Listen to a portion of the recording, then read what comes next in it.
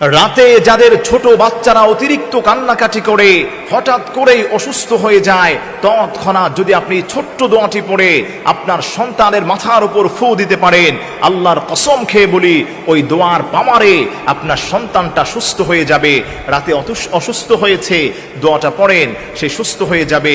বদ নজর লিখেছে, আপনি দোয়াটা পড়েন, আল্লাহ মানুষের বদ নজর থেকে আপনার সন্তানকে হেফাজত করবেন।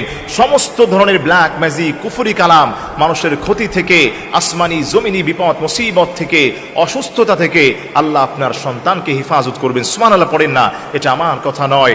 নবী পাক সাল্লাল্লাহু আলাইহি ওয়াসাল্লাম 1450 বছর পূর্বে স্পষ্টভাবে বলে গিয়েছেন। নবীজি বলেন, আমার নানা আমার নাতি যখন অসুস্থ হতো, হযরত হাসান এবং হুসাইন দুইজন যখন অসুস্থ থাকতেন, তখনই আমি দোয়াটা পড়ে তৎক্ষণাৎ তাদেরকে ফু দিয়ে দিতাম, আর আল্লাহ রাব্বুল আলামিন এই দোয়ার ওসিলায় আমার নাতিদেরকে তৎক্ষণাৎ সুস্থ করে দিতেন। সুবহানাল্লাহ পড়েন।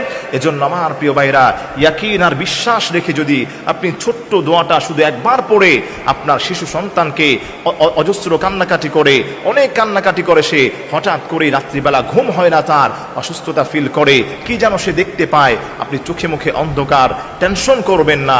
এই ছোট্ট দোয়াটা আপনি একবার পড়বেন, কিছু হলেই তো আমরা দেখা যায় ডাক্তারের কাছে চলে যাই, ডাক্তার গেলে টেস্ট দিয়ে হাজার হাজার টাকা আমাদের কাছ থেকে হাতিয়ে নিচ্ছে। আপনাকে আমি বলি, আপনি ছোট্ট দোয়াটা পড়বেন। দোয়াটি হলো, আউযু বিকালিমাতিল্লাহিত তাম্মাতি মিন কুল্লি শাইতানিন ওয়া হাম্মা ওয়া মিন কুল্লি আইনিল লাম্মা। এই ছোট্ট দোয়াটি আপনারা সবাই কয়েকবার শুনলেই এটা আপনারা